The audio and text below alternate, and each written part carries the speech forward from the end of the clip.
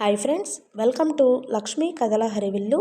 మనం ఇప్పుడు ఎస్ ఘటికాచలరావు గారిచే రచింపబడిన ధృవతార అనే కొత్త నవల ప్రారంభిద్దామండి. సాయంత్రం 6 గంటలకు కాలింగ్ బెల్ మోగటంతో తలుపు తీశాడు పరశురాం. ఎదురుగా స్వాతి నిలబడి ఉండడంతో అతని ముఖంలో చిరుదరహాసం విరిసింది. మరో 2 రోజుల తర్వాత వచ్చి చేరుతాం సార్. ఆదివారం ఉదయం 10 గంటలకల్లా వస్తాం. ఆ రోజు బాగుందని అమ్మ చెప్పింది అన్నది. రామ్మ, లోపలికి రా, అక్కడే నిలబడ్డావేం అన్నాడు. అంతలో లోపలి నుంచి జాహ్నవి వచ్చింది. స్వాతిని చూడడంతోనే కెవ్వున చిన్నగా అరచి అమ్మా సంజన అంటూ లోపలికి పరిగెత్తింది.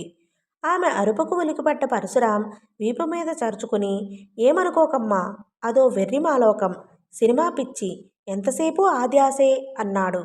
చిన్నగా నవ్వేసి ఉంటానండి అన్నది వెనుతిరుగుతూ. భలేదానివే, నువ్వు వెళ్ళిపోయావని తెలిస్తే సునామీ సృష్టిస్తుంది. అమ్మాయి చేతి కాఫీ తాగందే ఇక్కడి నుంచి వెళ్ళలేవు. ఒకవేళ వెళ్తే మళ్ళీ రాలేవు. అప్పుడు కాస్త నా పరిస్థితి కూడా అర్థం చేసుకో అమ్మా అన్నాడు భవితవ్యం చెప్తున్నట్టు. నేను హీరోయిన్ సంజన కాదన్న విషయం ఈ పాటికి మీకు అర్థమై ఉండాలిగా. అలాంటప్పుడు ఎందుకీ లేనిపోని ఆర్భాటం అన్నది ఇబ్బందిగా. నిజమే, అందరికీ అర్థమైంది. అయినా ఏదో పోలిక నీలో చూసుకుంటుంది మా అమ్మాయి. ఎవరి పిచ్చి వారికి ఆనందం. కానీ మరొకరికి ఇబ్బందికరం అన్న సంగతి మీరు మర్చిపోకూడదు కదా. దెబ్బతిన్నట్లుగా చూశారు పరశురాం.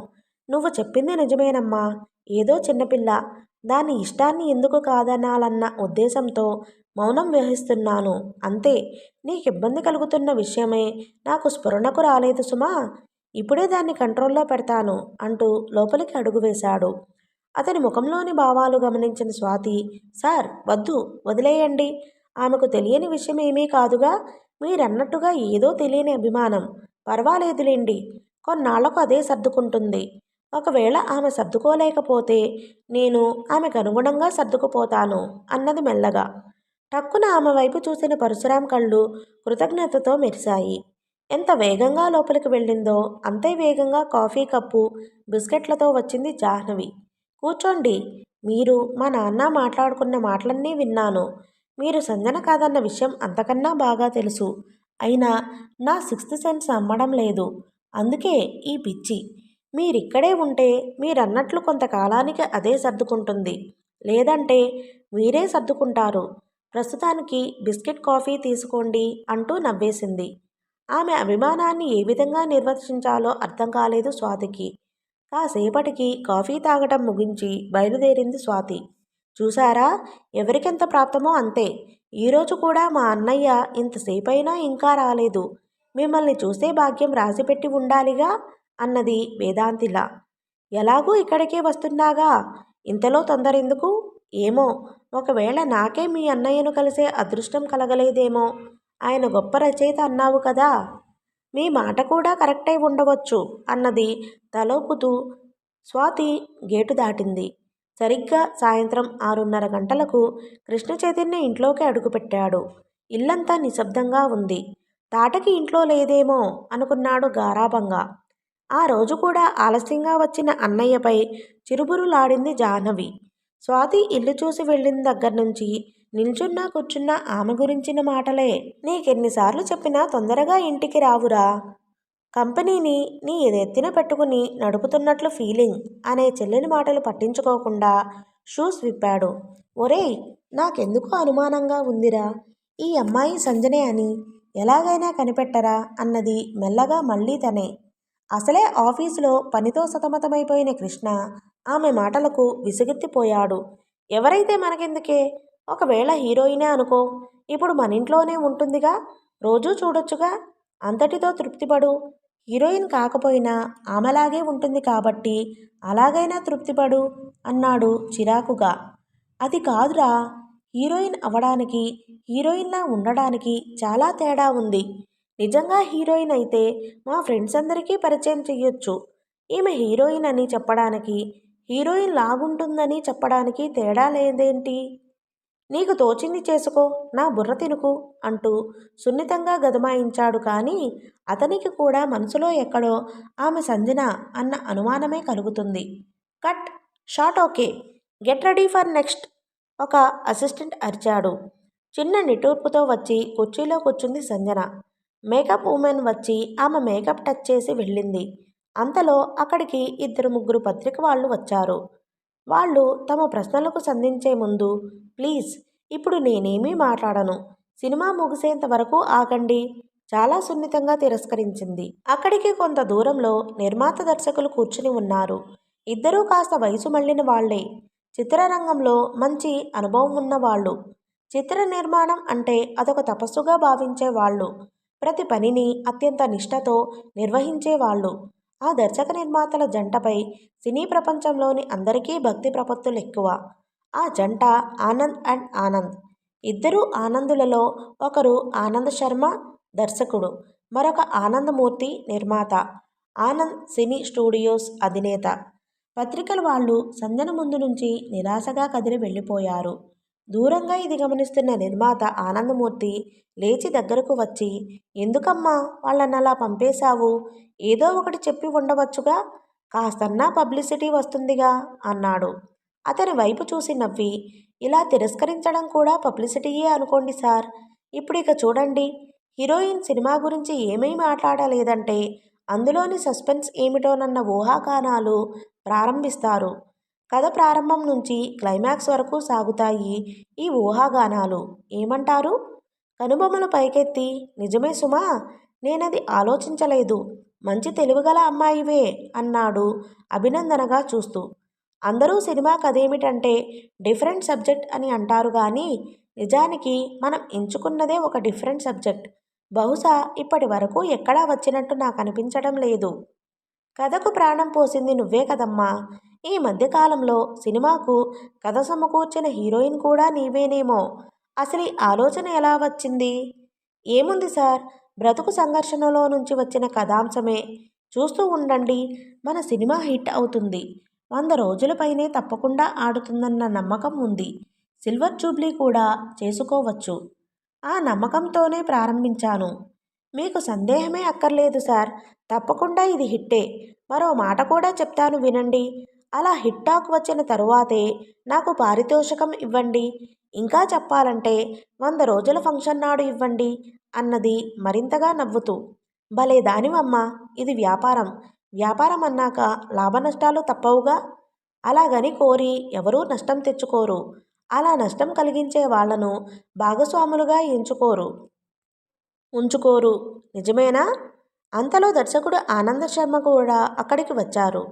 అంతా వీడి చేతుల్లోనే ఉందనుకుంటున్నాను అన్నాడు ఆనందమూర్తి నవ్వుతూ ఆనంద శర్మ భుజం మీద చెయ్యి వేసి. నిజంగానే అమ్మాయి చెప్పిన కథ ఆలోచింపచేసేదిగా ఉంది.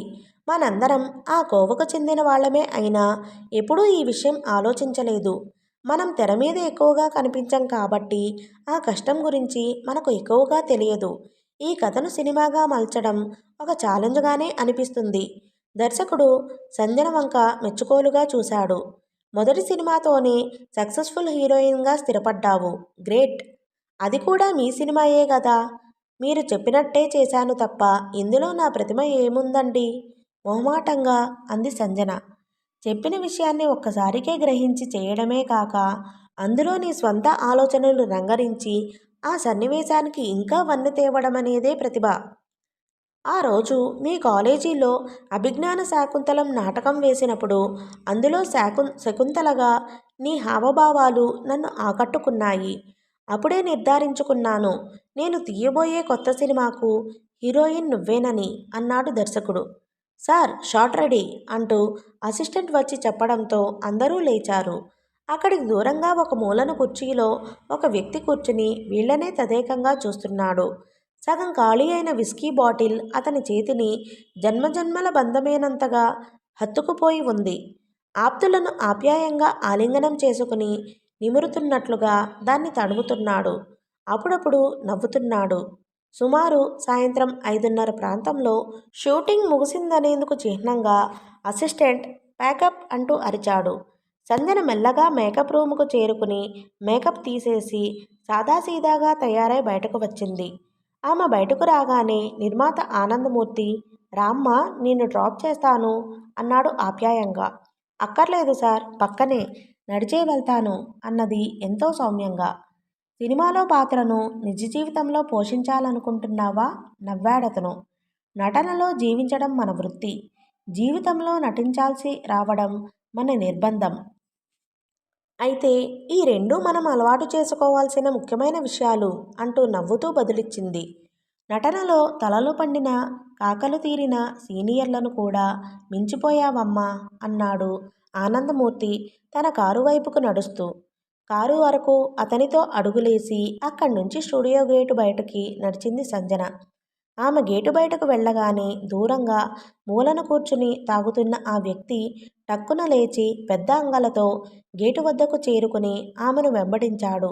అతను గేటు బయటకు వస్తున్నప్పుడే అతన్ని గమనించింది సంజన. అయితే పట్టించుకోలేదు. బాగా విశాలమైన జనసముద్రమైన రహదారిలో పరిసరాలను గమనించకుండా తన మానాన తాను తలదించుకుని కాస్త వేగంగా నడుస్తుంది సంజన. ఆమె వెనక నడుస్తున్న ఆ తాగుబోతు నడక కుదరక అడుగులు తడబడుతూ పడుతూ లేస్తూ ఆమెను అనుసరిస్తున్నాడు. ఎందుకో అనుమానం వచ్చిన సంజన వెనక్కు తిరిగి చూసి ఇంకా తనను వెంబడిస్తున్న ఆ ఆగంతుకుణ్ణి చూసి క్షణకాలం కొద్దిపాటి భీతికి లోనై అంతలోనే తేరుకుని వెంటనే ఒక ఆటోను పిలిచి ఎక్కి కూర్చుంది. ఈ హఠాత్ పరిణామానానికి విస్తుపోయి ఆ తాగుబోతు అక్కడే రోడ్డు మీద కూలబడిపోయాడు. ఆటోవాడు మాత్రం చాలా సంబరంగా ఉన్నాడు. ఆమె హీరోయిన్ సంజన. కారులో వెళ్లకుండా ఆటో ఎందుకు ఎక్కిందనేది అతని సందేహం. ఈమె నిజంగానే హీరోయిన్ సంజన, లేకుంటే ఆమెలా ఉండే వేరే ఎవరైనా అమ్మాయా? కాస్త ముందుగా స్టూడియో గేటు వద్దే ఆమె ఆటో ఎక్కితే అతని సందేహం పటాపంచలై ఉండేదేమో. రియర్ వ్యూ మిర్రర్లోంచి ఆమెనే చూస్తూ ఎలాగైనా మాట కలపాలని ప్రయత్నిస్తున్నాడు. అతడు తననే గమనిస్తున్నాడన్న విషయం పసిగట్టిన సంజన, ఏం బాబూ, దిక్కులు చూస్తూ దేన్నైనా గుద్దేయాలనుందా అని అడిగింది. దాంతో ఉలికిపడిన అతను దృష్టిని రోడ్డు మీదకు మళ్లించాడు.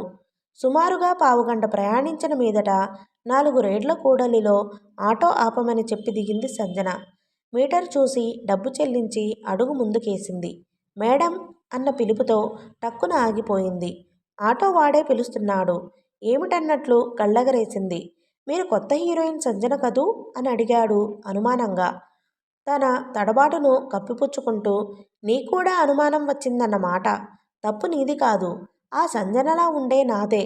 అసలు ఇల్లొదిలి బయటకు రాకూడదనే అనుకుంటాను. కానీ ఏం చేద్దాం, ఏవో ఒక పనులుంటాయి కదా. ఉద్యోగం చేసి పొట్ట గడుపుకోవాలిగా. అందువల్ల బయటికి రాక తప్పడం లేదు. ఆటోవాడు కాస్త వికారంగా ముఖం పెట్టి, అప్పుడే అనుకున్నాను.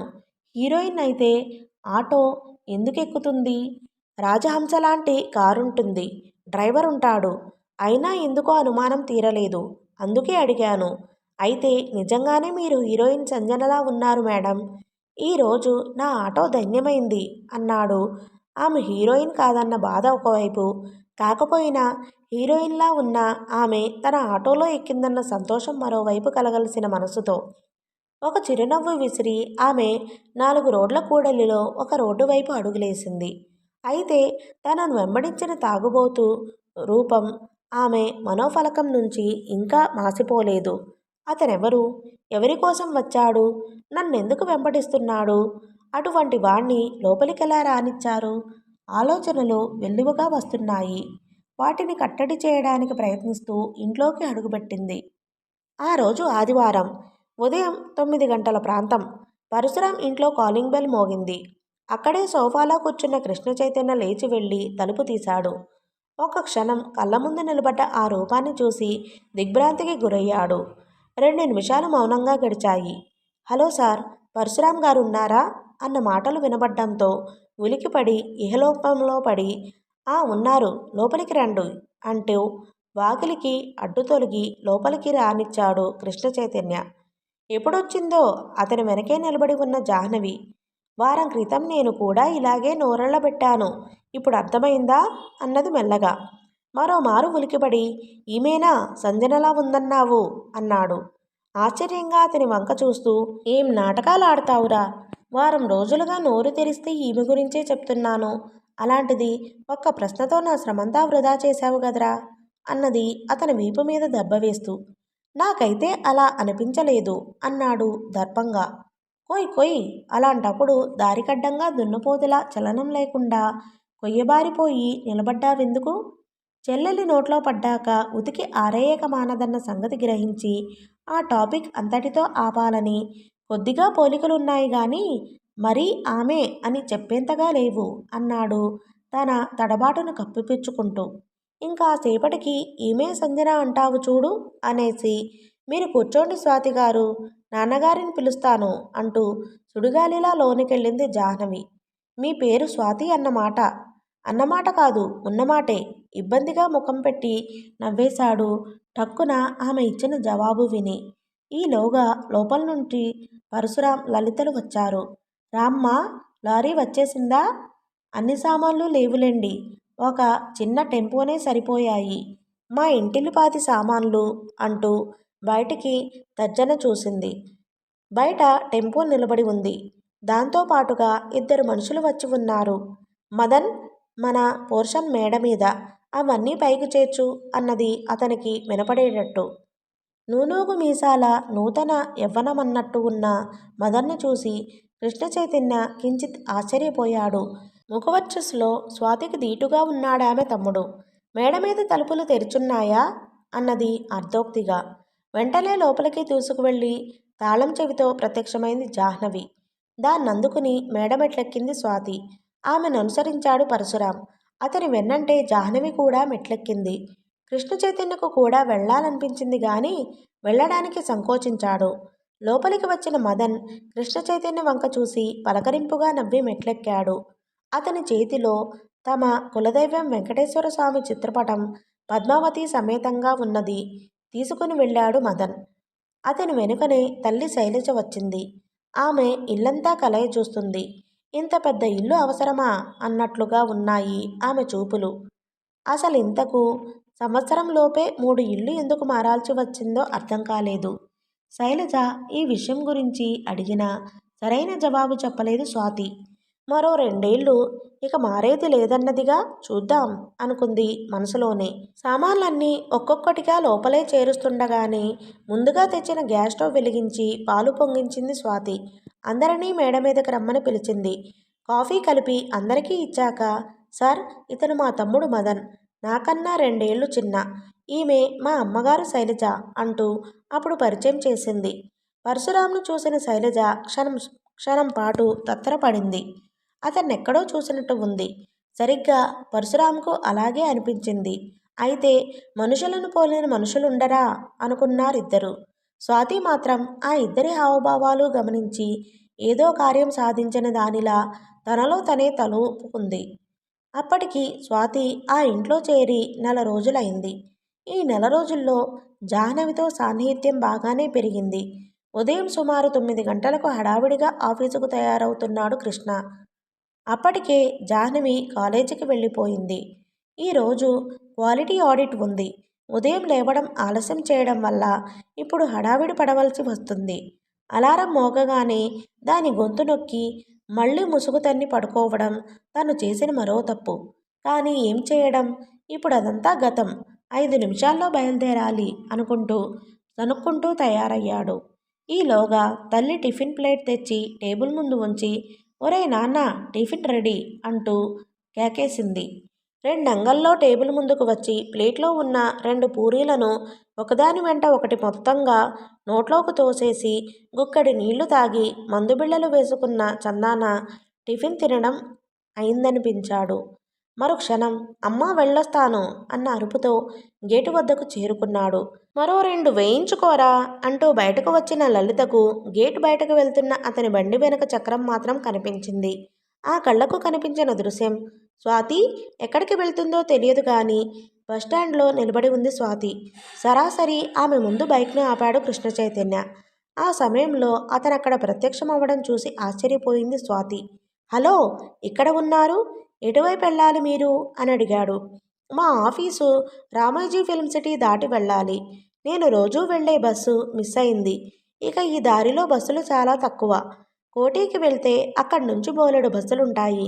దానికోసం వెయిట్ చేస్తున్నాను అన్నది. అయితే బస్టాప్లో అందరూ ఆమె వైపే చూస్తూ ఉన్నారన్న సంగతి అతను గమనించాడు. తమలాగే అందరూ ఆమెను సంజన అనుకునే చూస్తున్నారు. మీకు అభ్యంతరం లేకపోతే బండెక్కండి, మిమ్మల్ని అక్కడ దిగబెడతాను. నేను ఆఫీసుకు వెళ్ళేది ఆ దారే అన్నాడు. పర్వాలేదులేండి, నాకింకా టైం ఉంది. ఈలోగా బస్సొస్తుంది. టైం చూసుకున్నాడు కృష్ణ. అనవసరంగా ఈమెతో మాట్లాడుతూ ఆఫీసుకు ఆలస్యం చేసుకుంటున్నాడేమో అనిపించింది. క్షణం తరువాత ఓకే మీ ఇష్టం అనేసి బైక్ను వేగంగా ముందుకు ఉరికించాడు. అతను వెళ్ళిపోయాక అరెరే, అతనితో వెళ్ళుంటే బాగుండేదేమో, కనీసం చుట్టూ ఉన్న వాళ్ళ చూపుల నుంచి తప్పించుకుని ఉండవచ్చు అనుకుంది. కానీ అప్పటికే అతను కనుమరుగయ్యాడు. వెంటనే ఆటో పిలిచి ఎక్కి కూర్చుని తను వెళ్ళవలసిన చోటు చెప్పింది. ఆటోవాడు కూడా ఆమె వైపు అదోలా చూశాడు. అతని ముఖంలో ఏదో కాంతి. పైగా ఆమె చెప్పిన అడ్రస్ కూడా అందుకు కారణం. రామోజీ ఫిల్మ్ సిటీకి వెళ్ళు అన్నది ఆమె చెప్పిన అడ్రస్సు. ఆటో ముందుకెళ్లనిచ్చి, మేడం, మీరు హీరోయిన్ సంజన గారు కదండి అన్నాడు వెనక్కు తిరిగి ఆమె వైపు చూస్తూ అనుమానంగా. తల అడ్డంగా ఊపింది. అతని చూపులు గమనించకుండా. అతను నిరాశగా రోడ్డు మీద దృష్టి సారించాడు. రామోజీ ఫిల్మ్ సిటీ గేటు ముందు బికారి కూర్చుని ఉన్నాడు. తనకు కావలసిన వ్యక్తి కోసం వచ్చేపోయే వాళ్లను ఆబగా చూస్తూ ఉన్నాడు. అంతలో అతని కళ్ళు మెరిశాయి. దూరంగా నడిచి వస్తున్న అమ్మాయిని చూసి గబగబా లేచి నిలబడి చేతులు కట్టుకుని నిల్చున్నాడు. సరిగ్గా లోపలికెళ్లే సమయానికి అమ్మాయి అన్న పిలుపు వినబడ్డంతో టక్కున ఆగి ఆ వైపు చూసి అతను క్రితం రోజు తనను వెంబడించిన వ్యక్తేనని అర్థం చేసుకుంది. నువ్విక్కడ పనిచేస్తున్నావా అన్న ప్రశ్నకు అవునన్నట్టుగా తలూపింది. నీ పేరు స్వాతి కదూ? అతని మాటలు తడబడ్డాయి. అతని ప్రశ్నకు సంజన బ్రూక్టి ముడివేసింది. తను సంజన అన్న విషయం అందరికీ తెలుసు. కానీ ఇతనేమో వేరే ప్రశ్న అడుగుతున్నాడు. అయినా అతని ప్రశ్నకు జవాబుగా తల అడ్డంగా ఊపింది సంజన. మీ అమ్మ పేరు శైలజ, నాన్న పేరు ముకుందరావు, మీది తాపేశ్వరం కదూ? ఆమె ఆశ్చర్యంగా అతని వైపు చూసింది. అతనికి ఏమని జవాబు చెప్పాలో అర్థం కాలేదు. ఇంతకు అతనెవరో, అతని ప్రశ్నలకు జవాబు చెప్పాలా వద్దా అన్న మీమాంసలో పడిందా అమ్మాయి. అంతకన్నా ఆశ్చర్యం కలిగించే విషయం, క్రితం రోజు అతను ఫిల్మ్ సిటీ లోపల ఉన్నాడు. ఈరోజు బయటే కూర్చొని ఉన్నాడు. అప్పుడు అతన్ని లోపలికి వదిలిన వాళ్ళెవరు? ఈరోజు అతన్ని ఎందుకు వదల్లేదు? ఇంతకు అతనెవరు? ఆలోచిస్తూనే అతని ప్రశ్నలకు జవాబు చెప్పకుండా గేటు వద్ద ఉన్న సెక్యూరిటీకి తన ఐడి కార్డు చూపించి లోపలికి వెళ్ళిపోయిందా అమ్మాయి. లోపలికి వెళ్ళాక ఒకసారి వెనక్కు తిరిగి చూసింది. బికారి తననే చూస్తున్నాడు. అతని కళ్ళల్లో ఏదో ఆశ, నిరాశ.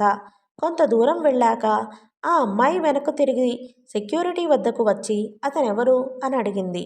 ఎవరో తెలియదమ్మా, నిన్న మన ప్రొడ్యూసర్ గారు అతన్ని లోపలికి తీసుకెళ్లారు. ఇవాళ కూడా ఆయన పిలిచారు గాని ఈయన లోపలికి వెళ్ళలేదు. అంతా అయోమయంగా ఉంది అన్నాడు సెక్యూరిటీ గార్డు. వాడు కొత్తగా అక్కడ చేరినట్లున్నాడు. ప్రొడ్యూసర్ గారు అప్పుడే వచ్చేశారా అన్నది ఉలికిపడి.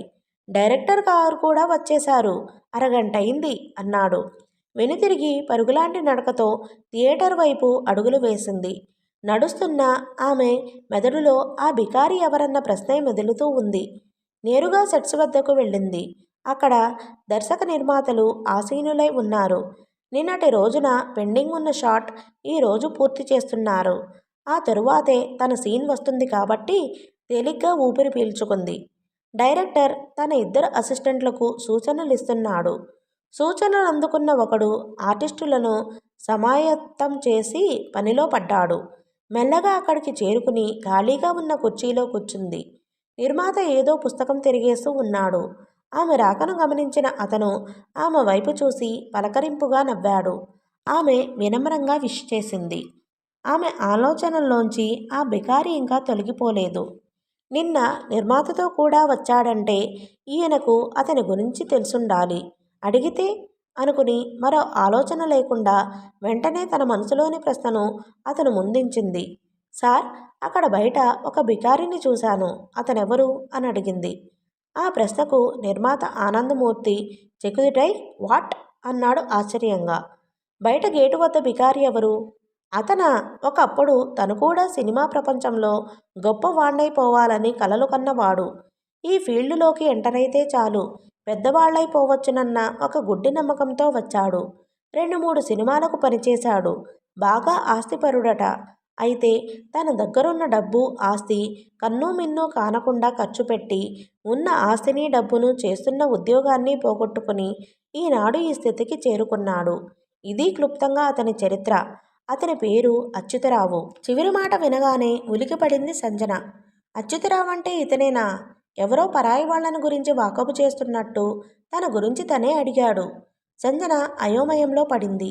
అతని గురించి పూర్తి వివరాలు ఎవరిని అడిగితే తెలుస్తాయో అర్థమైంది. ప్రస్తుతానికి ఆ పని చేయదలుచుకోలేదు.